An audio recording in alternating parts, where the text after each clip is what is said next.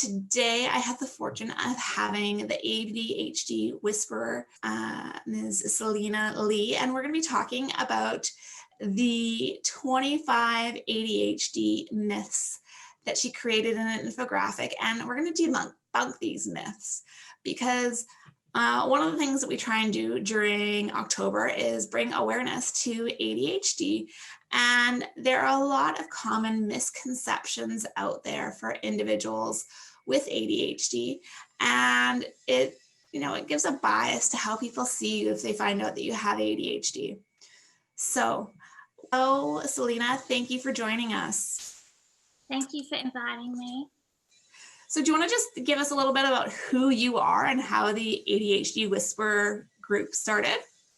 Yeah, so I was seen as neurotypical up until I had a child, and that child was a little boy who was always in fights and always impulsive and always in trouble, and I just couldn't understand. Even from when he was born, he was like really unable to regulate himself as much as you would think. And I had trouble parenting, even though I read parenting books and took lots of advice. And so it was very hard to bring him from baby to school. When he got to school, it was even worse. And he got suspended, and he was always in trouble and fighting. So I couldn't work it out. I read everything. And in the end, I took him to the doctors, and they said ADHD. And I thought, no. I give my children vegetables. I give them strict bedtime routines. And then it was finding out all the facts about ADHD and reading about ADHD and thinking I was a bit ignorant beforehand, because I just assumed they were naughty or lazy or too much sugar or not great parenting. So that's how I came to learn about it. And I thought, well, if I'm like that, there's many people out there like that, and I want a better world for my children. So I keep learning and keep trying to educate people and make it a nicer world for my children, because we all have it now. I've been diagnosed after my children. I'm just on the high functioning coping side.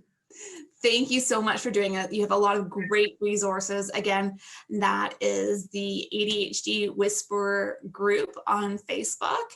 And if you haven't checked it out, I definitely recommend it. You also have a Facebook page under the same name, don't you? Is that correct? And that's open to the public, so that they can see it and learn. I put lots of things up there, but it's not the support group. The support group is closed and private, so that we can help each other and understand each other without the judgment. I try and make it a safe place without judgment.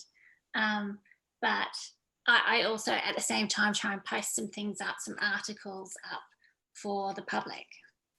Great. So before we start going into these 25 myths, if you take a moment to like the Garforth Education Facebook page and the ADHD Whisperer Facebook page, it means that you'll start seeing some of these events that we're doing pop up on your feed. And Selina and I have talked about doing some more events in the future, because it's great information, and it's really important to help better educate the population and ourselves about what exactly ADHD is, what it isn't, how we can spot it in different individuals, and how we can help support those who do have it. So let's begin with our myths. Now, the first myth is that ADHD is not a real medical condition. And actually it is. It is a real medical condition. It's been shown on PET scans or brain scans, and it is that the brain is functioning differently than someone else. And of course, there's a huge range of brain functioning and what's considered typical and atypical, or neurodiverse. And this is just one of those conditions that does cause neurodiversity. Yes, I find it much easier to explain. This is why I like to explain the ADHD, and that's obviously the number one myth. It's a behavior. You choose your behavior. If you have a broken wrist, everyone can see the broken wrist, but they can't see the thoughts in your head. They can't see the brain chemical levels in your head. So saying that it's a physical problem with producing, carrying, transporting those brain chemicals is easier for them to understand that it's beyond your control. It's easier to say that it's physical, because otherwise they think, well, the brain, there's your thought, there's your willpower. So why can't you just choose those behaviors? Yeah, of course. And it's important to know that they probably would if they could, right? It's not intentional. And, they get just as an individual with ADHD that has those impulsive behaviors or the inattentive behaviors, the hyperactive behaviors, it's not that they're doing this intentionally or on purpose. And there are a lot of the times where if they didn't have to, they would have chosen not to if it was an option. Oh, yeah. I find it quite sad, actually, because you see they have these fights with their brain. They struggle on fighting their own impulses and what they can and can't do, and trying really hard to focus when they can't. And everyone's saying, focus, focus, focus. And then when they lose that fight, which is a lot of the time, they get really sad and they get really upset about the potential fallout, and they get remorse and they don't like themselves, and it affects their self-esteem. Yeah. So it's a huge thing that you really need to take the time and realize that they don't want to be doing this. And, there are some aspects of it that is just who they are. And maybe they're just a person that needs to be really active and live that active lifestyle, and that's fine. But there are other parts that they need support in controlling or having, the ability to pay attention or wait. So let's go on to myth number 2. ADHD medications lead to addiction. And this, again, is not true. Studies show protective factors for medicating someone with ADHD. And the thing is, when someone with ADHD is medicated, it's helping replace a hormone or a chemical that they are naturally low on. So they're not able to have that naturally occurring in their body. So they need that help from the medication. And several individuals who are not medicated will look other methods for helping get that same effect. So they may turn to recreational drugs such as marijuana or alcohol, so they can get that quietness that they're not able to get otherwise. Yeah, this is a very misunderstood thing. We're trying to make ourselves up to a normal level. We're trying to fix a deficiency. And it is very common with like alcohol and illicit drugs, but it's also spending, getting the buzz from shopping, and the impulse to buy. It's food, because we get those chemicals from our food, especially the carbs, the sugars. So it's addiction in all areas, gambling even. So people don't understand, we're just trying to look to fix something inside, and our brain isn't giving us a choice. It doesn't say, well, body, what do you think of this? We'll go through this. It's just demanding something, and you're trying to find and fill that where it needs fixing. Yeah, and then you see the risk-taking behaviors to get that adrenaline rush, especially in the teenagers. And the people in their 20s that do those, extreme sports and vacations and the cliff jumping and extreme backhill country skiing. And there's nothing wrong with it, but this is why they're doing it, to get that adrenaline rush in their brain, to boost those chemicals that they're lacking. Myth number 3 is that ADHD is a boy-only disorder. And that is definitely not true. Girls do have ADHD. They can have it as severe as boys or males, and it's very underdiagnosed in women. And one of the reasons this is because the way that they express their ADHD characteristics or symptoms are different than the males. And it's just a matter of figuring out what those clues are.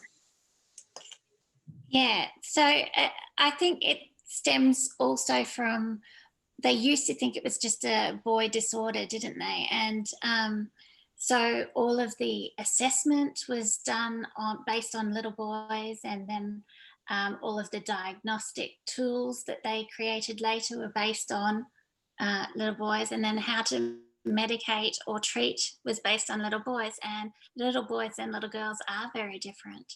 And generally speaking, there's, presentations that are different with the boys and girls. And they even call it a girl presentation and a boy presentation, because in the beginning, they used to think it was just the hyperactive, impulsive, and then there was separate names for separate disorders. And now it's all come under the ADHD umbrella of inattentive for a girl presentation, even though lots of boys can be inattentive. And it's hyperactive, impulsive for the boy presentation. And then there's the combination of two, but it's not, if you're a girl, you have one, and if you're a boy, you have another. It's just the way girls and boys generally present.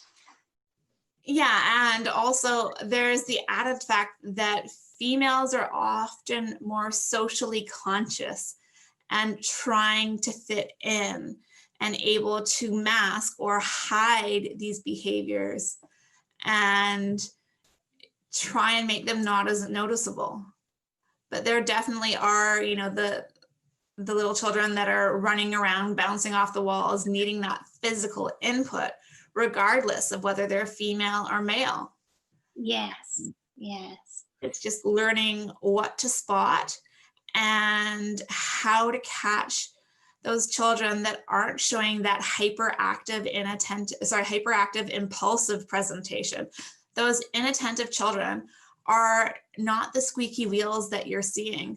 So they're easier to let fall through the cracks when it comes to diagnosis and saying, simply that they're not interested or, they haven't had enough sleep, when really if it's something that's consistent and persistent across areas. So it's not just when they're at school, it's when they're at home. It's not just when there's something boring happening, it's when there's something exciting happening that they should really care about and want to be involved in, right? It's realizing all these different components that factor into that ADHD diagnosis. Yes, I find it especially hard when they're not the squeaky wheel. A lot of the experts these days are focusing more on the missed diagnosis of females. And like me, for example, diagnosed at age 40 after my 6-year-old son. And I feel it a lot. And especially now that I recognize when and what is happening, that I have done quite a lot in my life leading up to it. I don't have as much resentment or regret for what could have been. However, I see many women say, why didn't they help me when I was younger? Why did they let me struggle? And it's not blaming anyone in particular, but it's a grief, it's a feeling of loss, a feeling of what could have been, the potential. So I like the fact that these experts are saying, let's look at boys and girls, and let's not say that one girl for every 4 boys diagnosed. Let's just see that they present differently, and possibly they're off daydreaming and their thoughts are colliding in their head. They're better at mimicking and masking for social events. Well, and then something that you brought up there is that you got diagnosed once your son did. And there are several parents that fall into that category where, you know, ADHD is just becoming more of that common term in the past couple of decades. And it was this increased awareness and this knowledge that's coming out is meaning that parents are becoming more conscious of these symptoms. Like, well, yeah, you know, I was like that when I was a kid. I don't have ADHD. And they're like, oh, maybe I do. Yeah. Right. And then you have that snowball of diagnoses that can happen in a family once one individual is identified. And then siblings, parents, cousins, aunts, uncles, like, oh, maybe it's me too, right? Yeah, so when my son was diagnosed, the pediatrician looked at my partner and I and said, so your son has ADHD. And then she did a big pause and she said, and it's genetic. So we had to do our own investigation and we were like a bit shocked, and I blamed him and he's like, of course it's my fault. Yeah. All right. Myth number 4, ADHD is the result of a poor diet. And this is, again, something diets can help, but it will not cure ADHD, and it doesn't cause ADHD either, right? There are things that you can eat that aren't going to help anyone with their concentration or their energy level or their ability to focus, but it's not what's causing the internal problem. It just exacerbates it. Yes, I feel that when you do get a diagnosis and it's new to you as a parent, because of the myth and stigma that we're trying to stamp out, that they do say, okay, well, we can fix it with diet, we can fix it with vitamins and minerals, and we can fix it with no sugar, and you will help. It will help. If you're on a good diet, it helps everyone. But yeah, it definitely hasn't caused the problem, and it definitely won't cure the problem. But anyone eating healthy will feel better, but it is a deficiency in the brain chemicals in order to focus and use working memory and executive functioning and all the other aspects of those brain chemicals that we need with our higher functioning and not just breathing. Definitely. Myth number 5 is ADHD is due to bad parenting. And this is a huge misnomer, and especially parents that have children with ADHD often get this unwanted advice where parents assume that they haven't tried some of the common things that are just magically going to take ADHD away.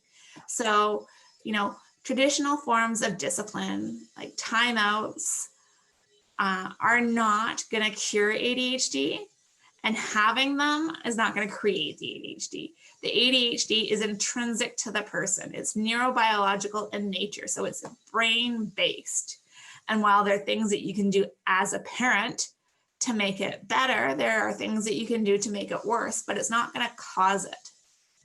No, I totally agree here. You said that all the free advice in the world you get when you have a baby, everyone comes at you with this advice: do this, do that, oh, I did this, I did that, and you can be really overwhelmed, especially if ADHD is in your genetics.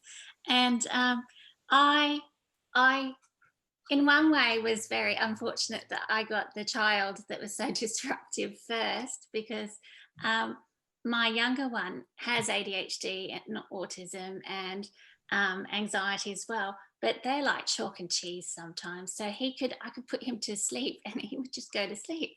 My first one wouldn't. He was like evil. And so I tried everything, read all the books. When we got the diagnosis, I actually felt better. I was like, oh, it's not me. And I find a lot of parents feel that way. I think it's a relief that they've found some sort of reason other than you're a bad parent.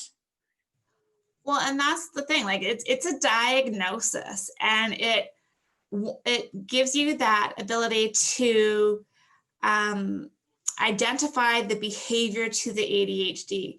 So when my child does this, it's because of the ADHD, right? They can compartmentalize that behavior, explain that behavior, and that leads to a better understanding within the relationship. And it does help the child and, or the adult, or whatever age they may be, realize that it's not because of who they are as a person, because of how they've been raised or what they believe. It's who they are because of their brain chemistry, their brain physiology. It's who they are. On this point, it says their traditional discipline does not cure nor create ADHD. With the parenting, we do have certain expectations of parents. We have what you should do and what you shouldn't do, and it all falls within the neurotypical realm of what you should and shouldn't do. So sometimes you do feel that you're trying to keep it that way in the neurotypical realm. You're not actually dealing with your reality. You're dealing with what you wanted it to be, what you think it should have been, what it could be if you tried hard enough. But sometimes it actually does take a shift in thinking from the parent to make some calm at home, because, they say, don't ask a one-legged person to run a two-legged race. Sometimes parents' expectations of their ADHD child aren't realistic. And that's exactly, especially where the conversation of executive functioning comes in, right? So executive functioning are brain-based procedures and the ability for your brain to act as the CEO and help you prioritize and do these things. Now, individuals with ADHD and other neurodiversities have a lag in the development of executive functions. Executive functions are natural processes that your body is pre-wired to develop in the right circumstances, and they don't start developing until around age 5 in a neurotypical individual.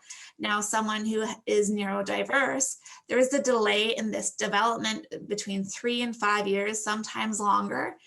And these are executive functions develop into your 20s, regardless of whether you're neurodiverse or neurotypical. So they have a long time to develop.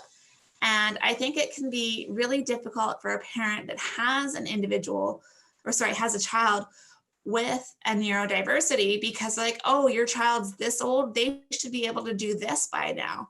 But if they don't have the prerequisite executive functions, and those have a delay in development, things like picking out your child's clothes in the morning, that's something that you may still have to do because they don't have the ability to do that yet.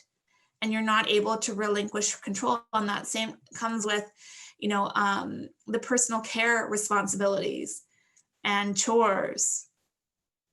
Definitely. I find this a very challenging one. And I think it does take a long time to get your head around it. And when you do, things do become more calm at home, and there is more of a good rapport between you and your children. It is a hard one to drop the expectations, but I feel it's good to learn and educate yourself on these particular things. Like you said, it's the executive functioning, the extra detail, the extra thought, the higher hindsight and foresight and prioritization that really does take longer to develop. Right. Myth number 6, people with ADHD are lazy. And that's not true. they actually lack dopamine, which is the chemical that helps create the motivation and gives you that ability to just take that first step in doing things. And so they have a decreased amount of this, and it makes it harder for them to do that task initiation and start it. There are also issues about knowing where to start and over planning that come into place as well. Yeah, this whole dopamine, they did used to think it was the reward chemical, and they still do, but it's more the, like you said, activation. It's the task initiation. It's the trying to find the energy to do something, the motivation behind getting that reward.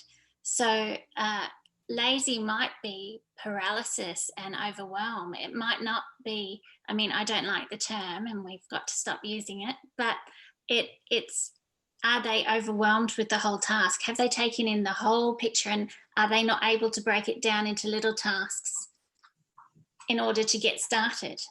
Do they think they have to do it all? And there is also a lot of, because they see the whole task, there is an aspect of ADHD where they don't want to fail, they don't want criticism, they get exposed to more criticism because of their symptoms. So they fear failure, or they fear not being good enough, or so that can really be at play as well. When you think, are they lazy? It might just be, it's such a struggle. Well, and then the other thing to talk about is when ADHDers often have some tasks that they're able to hyper focus on, right? That they're in the zone and they become time blind, and they're able to just get so much done, and they're just very, very productive.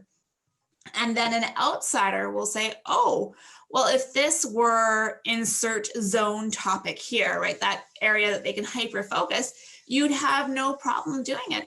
And yeah, that's true, but that doesn't mean that they can take those skills that they can use in that zone and apply them to another area.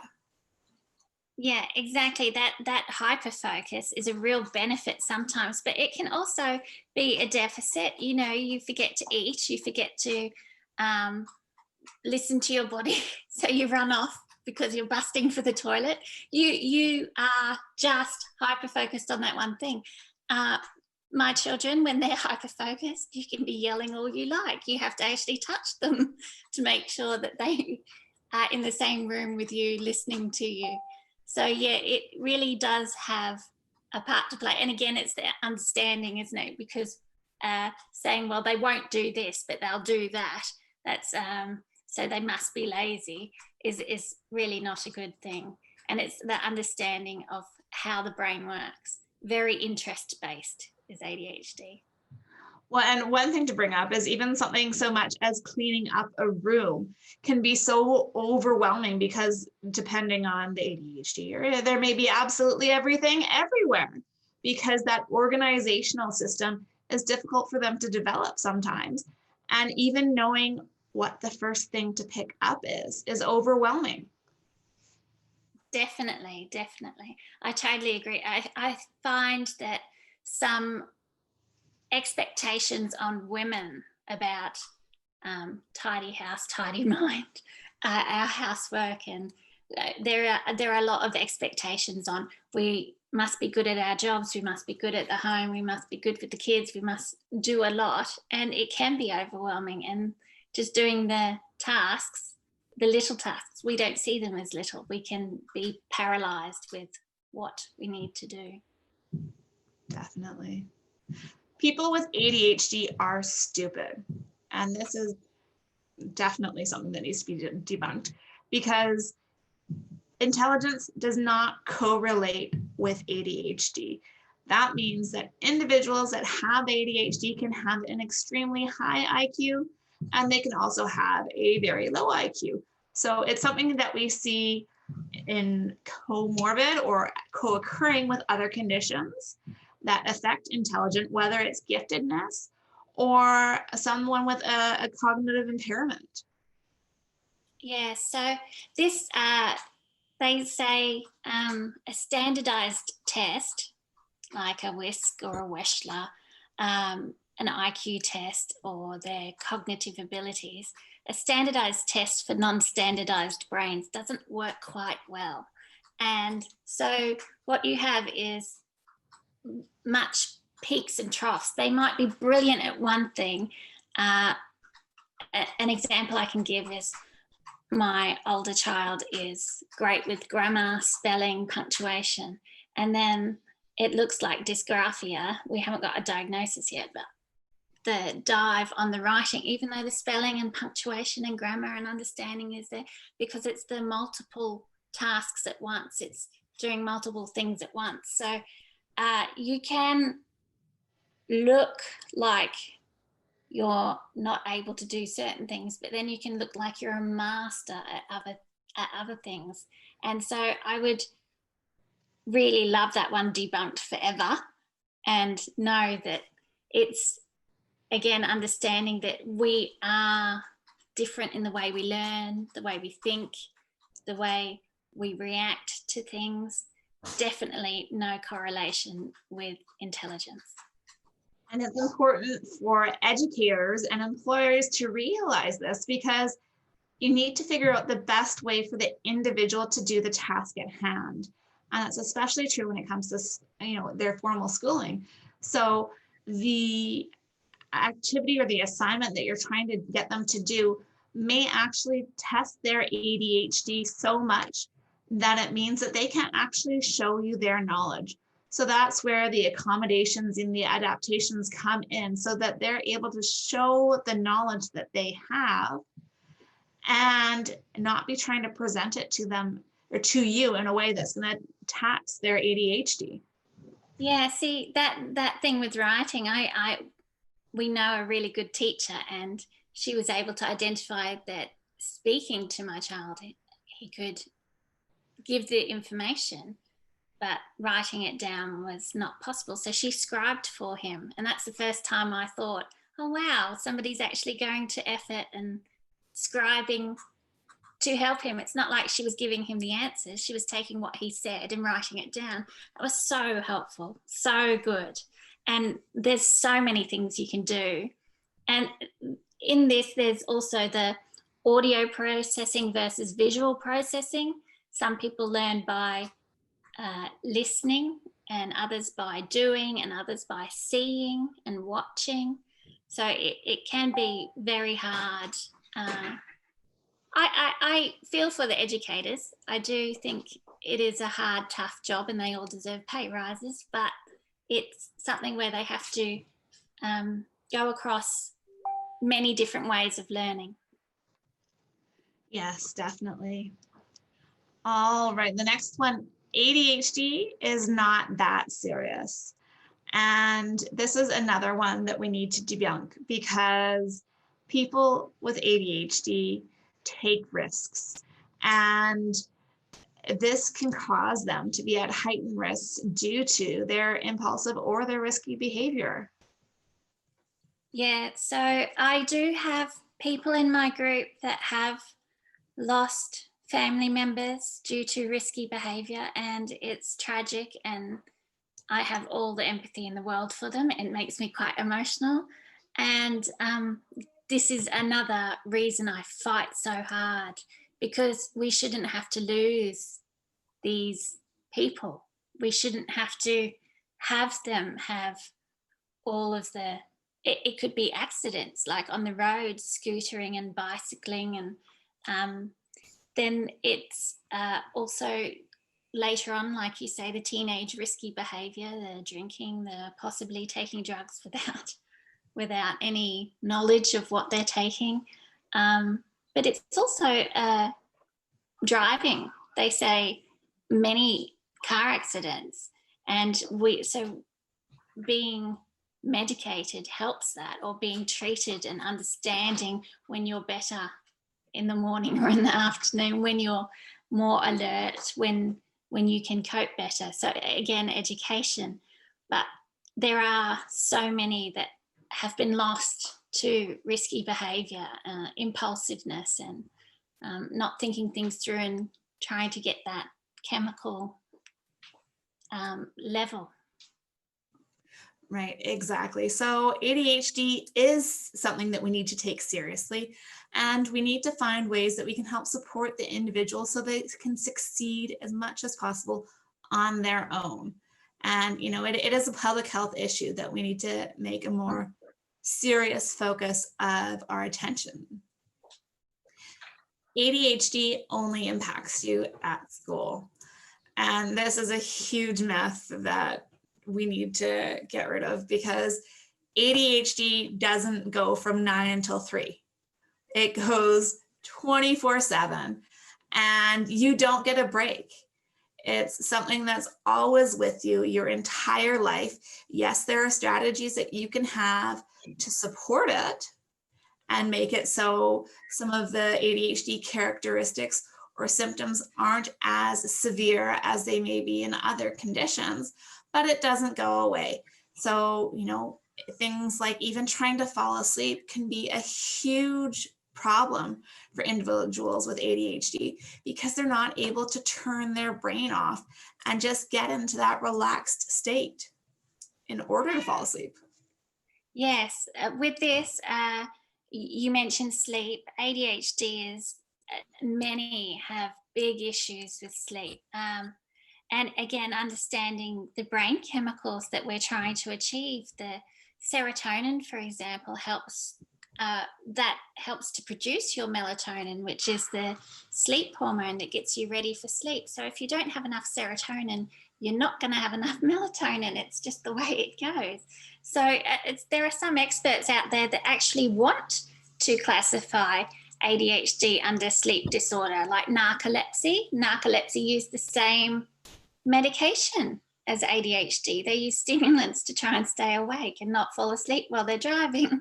So there's heaps of interconnectedness and complexity with your brain chemicals on how they display and motivate you or not motivate you, or keep you awake at night and don't switch your brain off. You need that calm. You need to understand what is working where and when and why. And that's also what I try and help people with, because it took a long time for me to understand and reading. So I think, well, maybe they don't have to spend the years reading everything, and maybe we can pass on some of the information we know, that, it's not just one small child at school struggling to concentrate or focus. It's all of our lives. It's all of everything. It's the older generation. It's work. It's driving. It's everything. And it's really important. Although that schooling, you'd want to get that down, and foundational schooling is a really big part of life. So that's why we want to get early intervention in. Well, yes. And the other thing is, some people may see their symptoms lessen as they move away from school, but you also have to realize that once you're out of that formal schooling, from kindergarten to year 12, you also have the opportunity to be more selective in the settings that you place yourself in. So if you're able to find a career that supports your niche, or that area that you're able to hyper focus in, then your symptoms won't be as apparent, and you're able to be more selective in keeping yourself away from those situations that really aren't the best for you based on your strength and weakness profile. I will say though, with that, it only impacts you at school. It does get some crossover myth or misunderstanding about, well, we take medication breaks on the weekend. People do that and are advised to do that by their doctor because it's an appetite suppressant. If we're talking medication, then they're trying to get their child to eat more. So there are valid reasons why someone might take, breaks from treatment medication or other things. There are valid reasons, but you still have to understand why and where, and try and obviously counteract some of that deficit, and know that it's not just for school. No. So ADHD kids need to try harder to focus. And again, ADHD is a chemical deficiency in the brain. So no matter how much they're trying, if they aren't able to do it, it's not something that you can just tell them to do and it'll be able to happen, right? It's, you need to focus now. That's not going to help the situation. No, and sadly, it's one of the easiest things that parents say. I even still say it, and I know I shouldn't, and I'm not perfect as a parent, and many of us aren't, and we do get frustrated, and we do say and demand, please try harder. And it's one of the easiest ones to slip back into because of the expectations and what you're used to and the traditional way of doing things.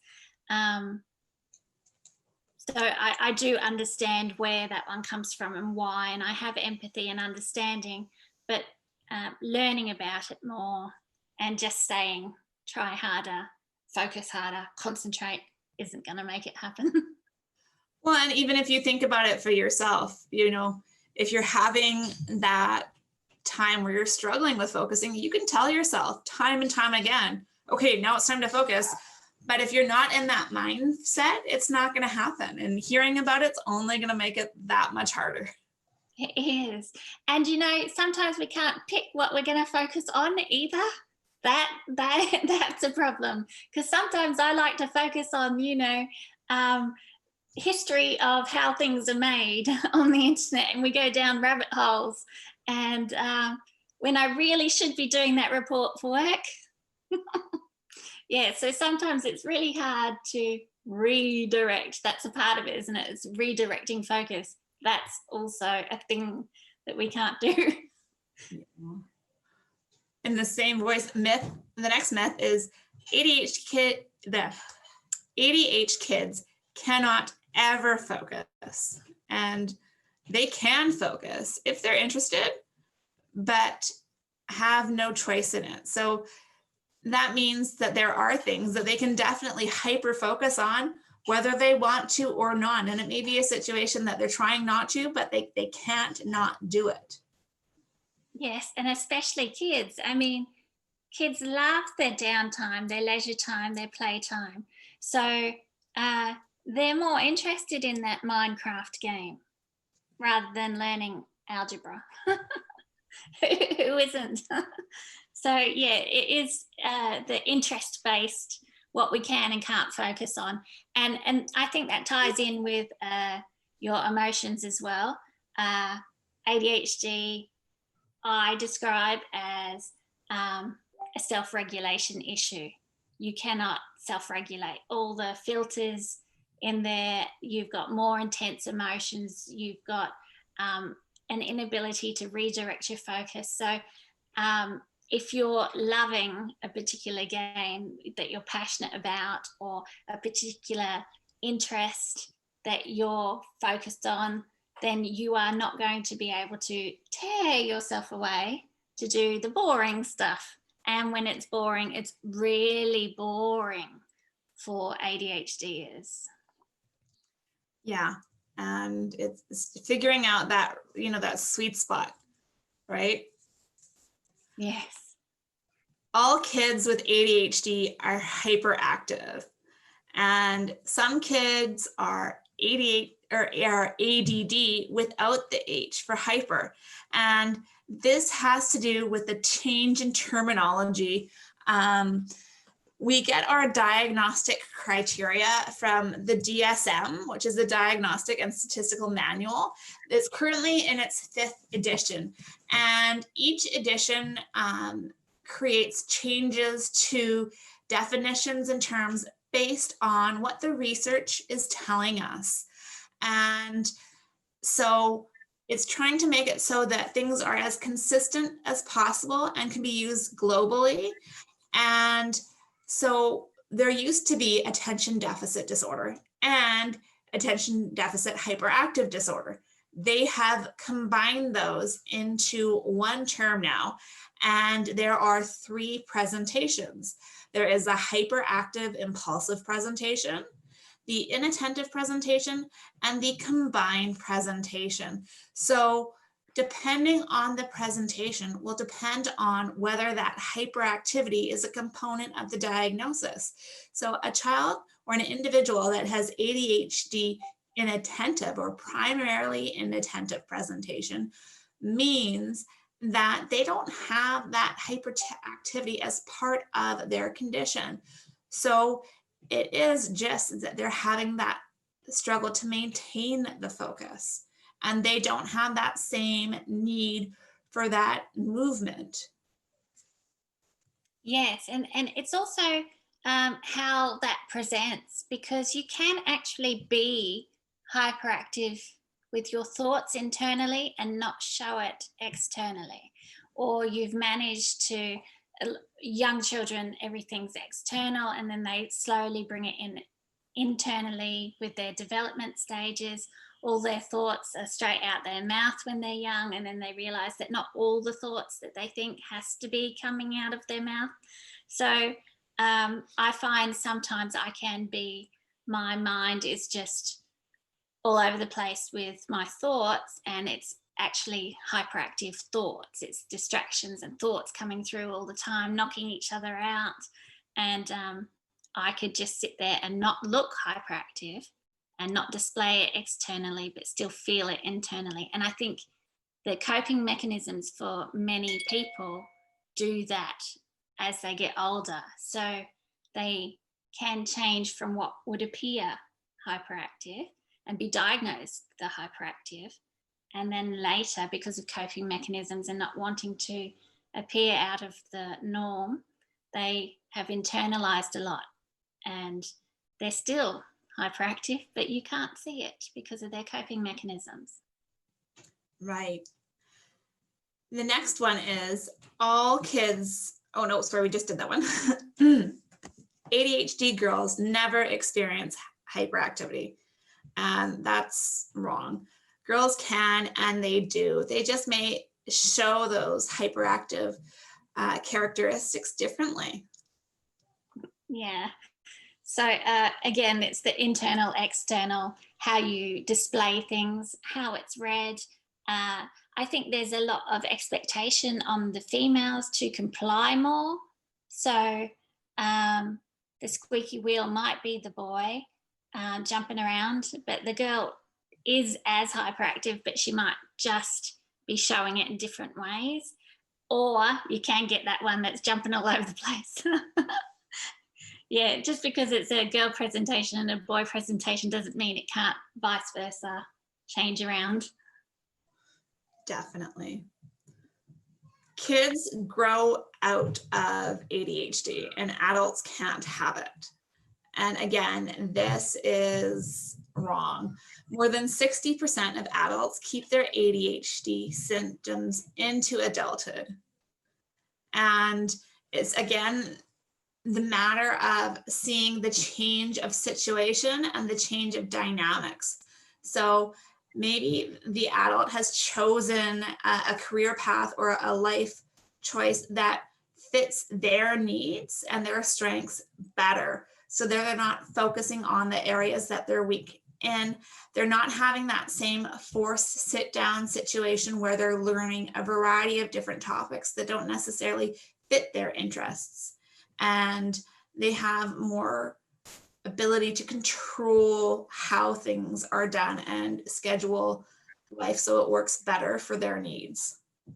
Yes, definitely. This I feel that those statistics might grow actually, because again, it's covering the coping mechanisms, and also the knowledge base has increased, so we're able to identify those children younger, early intervention now. And so there are lots of people like me who have been diagnosed after their children, and heaps of us. In fact, I did a poll the other day in the group, and more adults than children were diagnosed. So that there was this huge chunk, obviously one child gets diagnosed, maybe two parents get diagnosed. So there's a huge chunk of adults being diagnosed at the moment. Definitely. And the other thing is, again, because it wasn't as a prominent area of discussion earlier, again, the not diagnosed and then diagnosing later when you have a child, but also as an adult who's, maybe a friend saying, hey, have you thought of this? And the other thing is those who have turned to self-medicating as a teen with, drug use, alcohol use, or those who are very, very athletic in high school and have the ability to self-regulate through their sports and exercise. And when that's taken away and just the new format of life changes, they're not able to have the same results. Yeah, lots of structure when you're young, lots of your parents doing things for you, even if it's not you at the right developmental stages, your parents will chime in and help you and let's get organized and let's do this and this is what we're doing. So there's lots of fallback and lots of help. And sometimes when you don't have that anymore, there are ones that come off the rails and there are ones that self-medicate, and they realize that actually there's something more going on there. Definitely. ADHD is a learning disability, and this is not true. ADHD has to do with internal self-regulation issues and those executive functioning skills.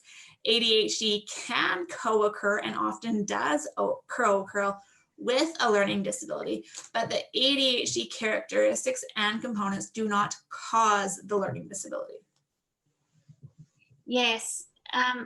Again, I think this relates back to you're stupid if you have ADHD.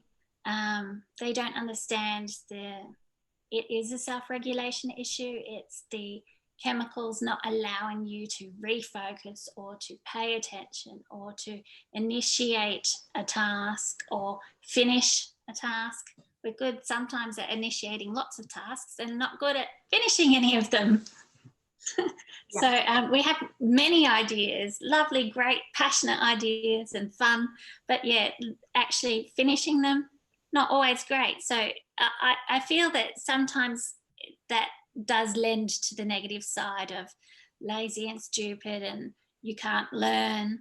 It's maybe got to be a bit more interesting, a bit more support, a bit more structure and scaffolding for the person. But yeah, they do have many comorbid conditions. That goes into ADHD is a solo standalone diagnosis. And ADHD nearly always comes with another diagnosis, whether that comes with mental health issues, learning disabilities, autism, sleep issues, control issues, RSD, response sensitivity, sorry. Rejection sensitivity. Dysphoria. Sorry, and so I use the acronyms so frequently, I often forget what they stand for. Oppositional defiance disorder. And there are things that we can do to help try and protect about some of these, but you have to realize that these are common co-occurring conditions when it comes to attention deficit hyperactive disorder. And again, it's understanding the why. Why are they? Do they all come together? Well, if you can't use that executive functioning, that CEO part of the brain, because you're maybe developmentally behind and it's actually physically a smaller part of the brain on brain scans, then you will not be able to do the extra things you need to maybe understand those maths problems. And so dyscalculia can jumble that. You can be lost in the thought processes, and dyscalculia is maths and dyslexia is words and letters, isn't it? So I'm not great with all of these, but you can understand if your brain is not ordered and it doesn't have the correct working traffic lights in the brain for your thoughts and your processes, that it can lend itself to other conditions coming in. Again, with the emotional dysregulation, anxiety and depression, that's the serotonin is the mood regulator. Mood, food, and sleep is what it is. So if you don't have something regulating your moods, you can be really intense or really, really apathetic and numb and disconnected. And so that can go either way. The high anxiety or the depression, won't feel anything, can't get out of bed. So the reason you can't do all of these things is the chemicals themselves. Understanding those things and why they are and what they represent, I feel, is a big key to helping yourself. Definitely. Medication is the only way to treat ADHD. It's important that we realize that ADHD is a spectrum and requires many treatments to help create the most opportunities for success with the individual. The medication is only going to help with helping level off the chemical imbalances within the brain. And there are still supports that are going to need to help regulate the behavior, control those hyperactive and impulsive moments, and skills for the individual to learn to help with the inattentive tendencies in different situations. Again, the biggest thing I feel is education. The biggest thing is the understanding. So, I mean, I am a real advocate for trying to help yourself early and easy. And with these tested medications, they're great. I mean, a stimulant medication has been around since 1937. That's over 80 years. And they've tested it and retested it and reformulated it, and they have many different delivery mechanisms for the different individuals, because we all have different neurotransmitter levels and metabolisms and comorbidities. So I love the fact that we've got that there, and the science base and the evidence base for the medication. But they're like glasses. You take it off and you've still got bad eyesight. You've still got the need for glasses.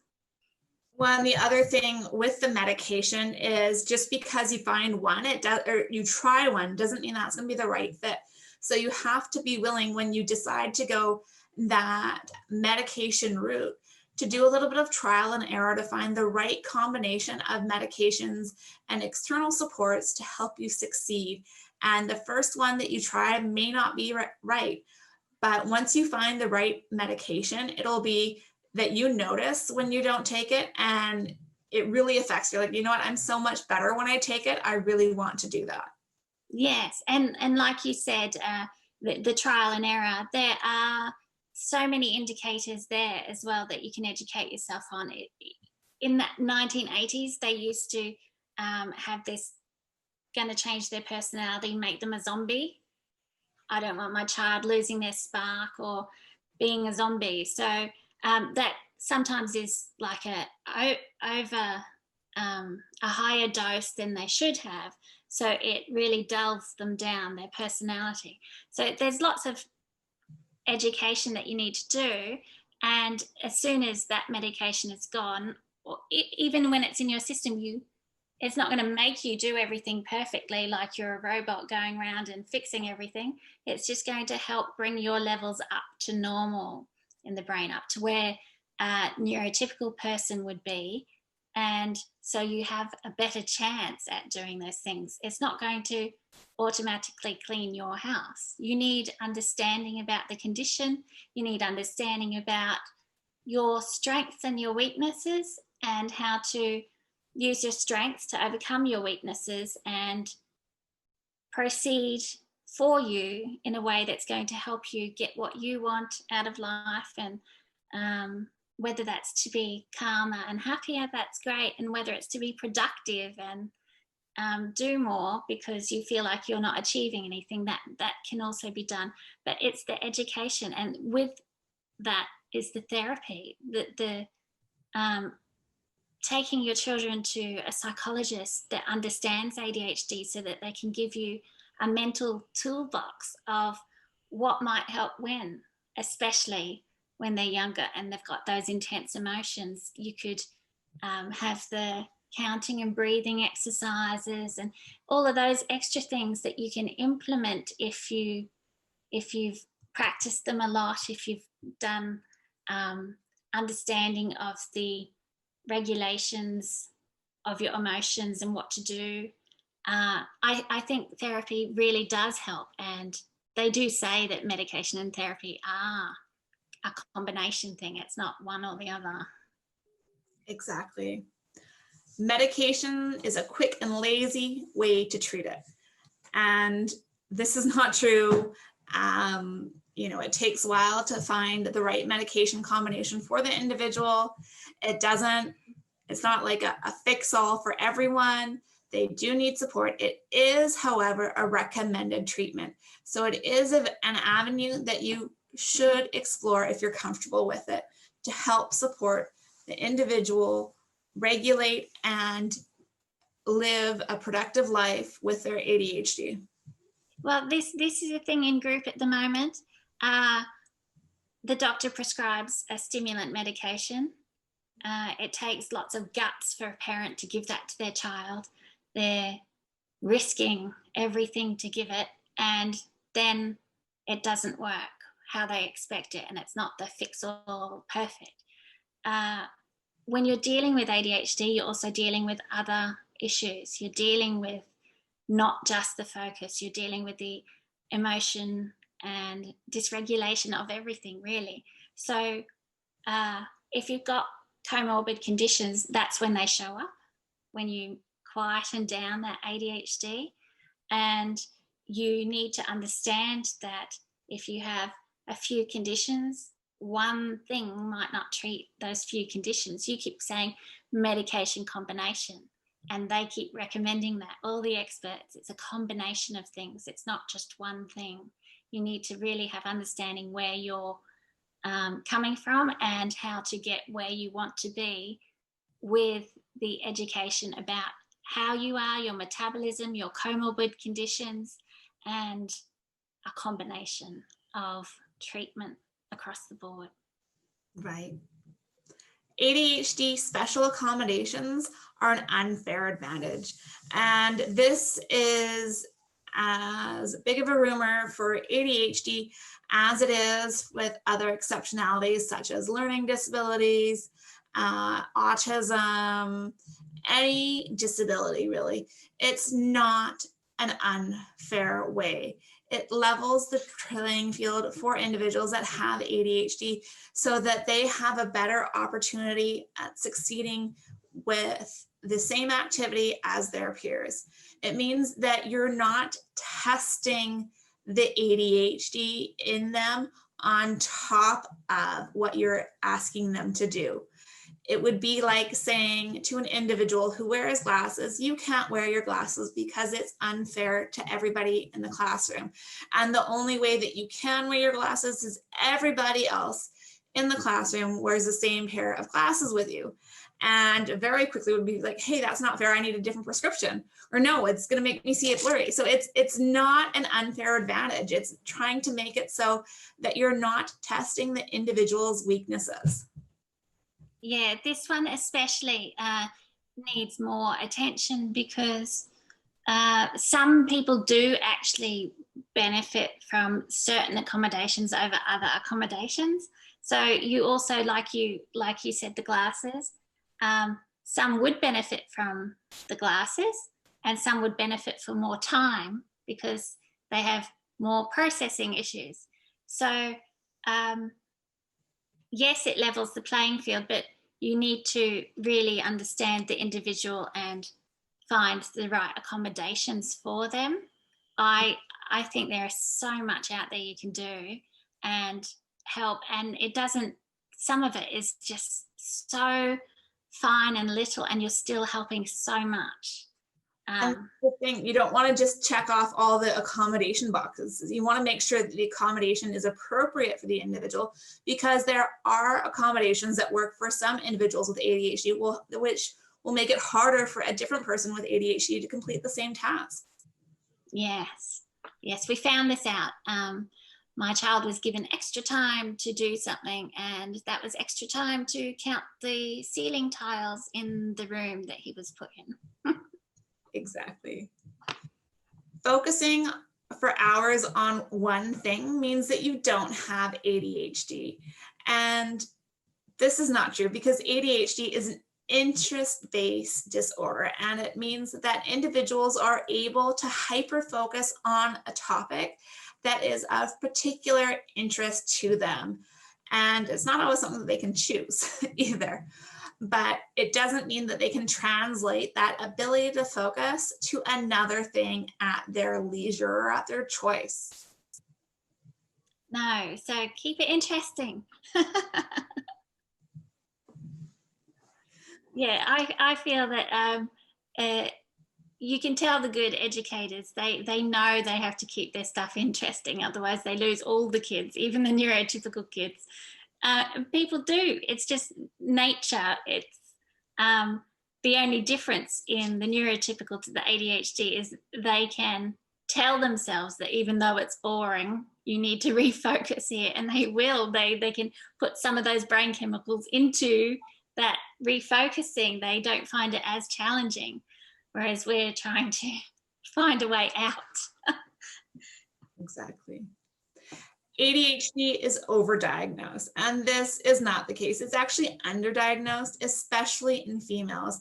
And as we're learning more about ADHD and its various presentations, we are realizing that it is underdiagnosed, and there are individuals that have ADHD that have been masking it and figuring out ways to make it work, or they've been self-medicating and having issues with addiction, where if we're able to identify the ADHD and help them support their weaknesses, and they'd be able to succeed on a bigger level.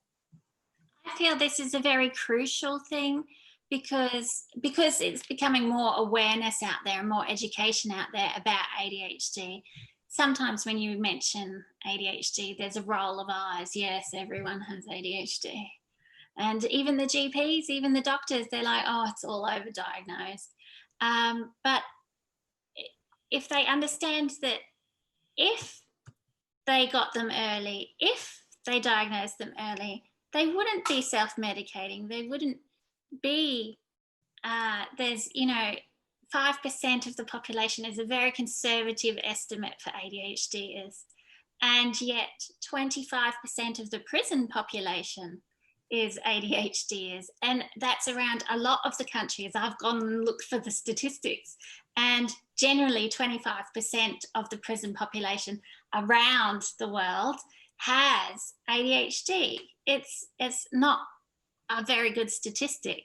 So something's gone wrong. We haven't identified, and we haven't put in support structures, and we haven't helped those people, because it is a neurological disorder. It is a struggle, and we've left them to their own devices, and they've come up against some struggles and ended up in the wrong place. I feel very strongly about this one.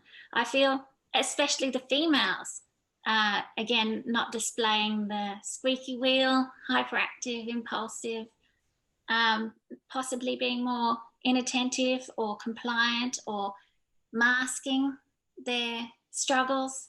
So they go left to struggle with everything and not find out until they have a child that it's difficult. So I find these if people understand this particular myth and understand that it is underdiagnosed and support the early intervention, it would cut down on a lot of crime. It would cut down on a lot of addiction, a lot of money in the health system, a lot of mental health days off work, production. Deloitte did a report last year, and they said it cost the Australian economy in 1 year $20 billion. They broke it down into the health and the criminal and the work productivity. That's a lot of money that ADHD is costing the economy. And if we directed some of it into the support structure, you might not have as much addiction of illicit drugs and alcohol, or even family violence, because we have quite a lot of issues here as well with that. And there's some statistics out there that 50% of the court mandated anger management courses end up with ADHD diagnosis. Yeah. ADHD is not a recognized disability. And the WHO, which is the World Health Organization, and developed nations confirms that it is a disability. Again, that's going back to the fact that it's a neurobiological condition. There are brain differences that can be measured with the chemical imbalances, and it can be shown on these PET scans that the brain works differently. Yes, and obviously WHO aren't going to identify that unless they've got lots of studies and backups and science and evidence.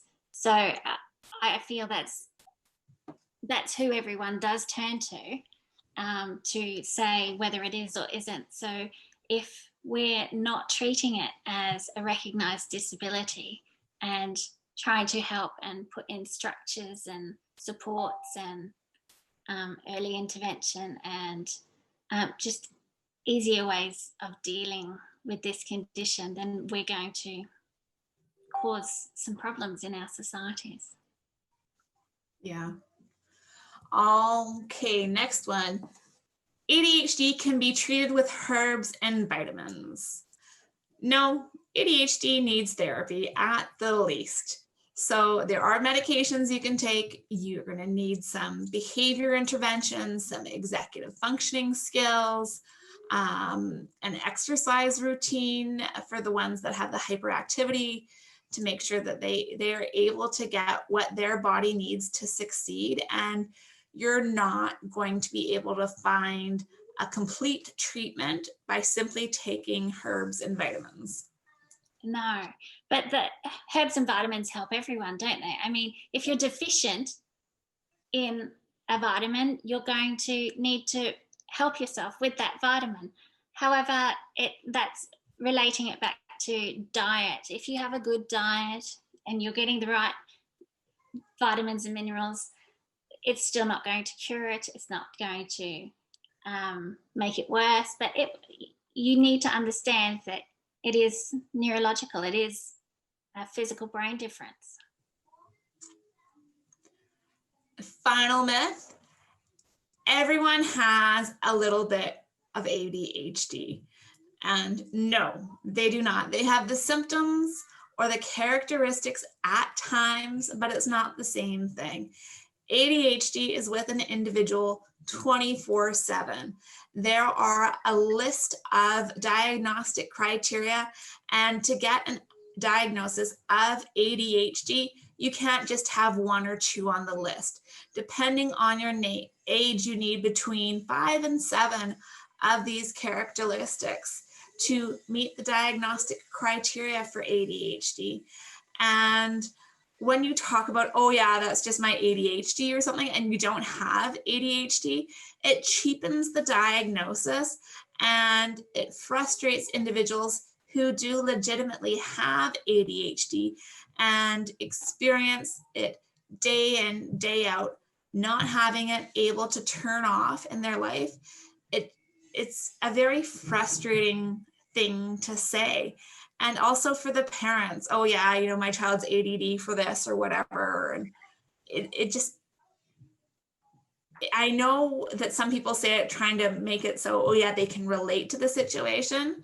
But I don't know. I have always felt it's not an appropriate way to try and share your feelings or your experience with an individual.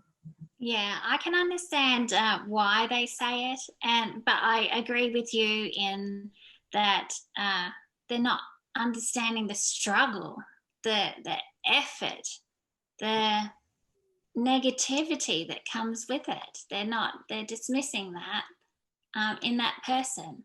And some people really have some awful struggles because of ADHD.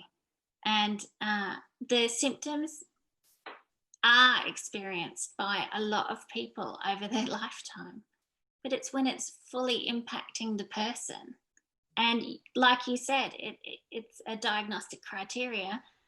It's not just a GP that's going to diagnose you. It has to be a specialist, and it has to be a process of elimination.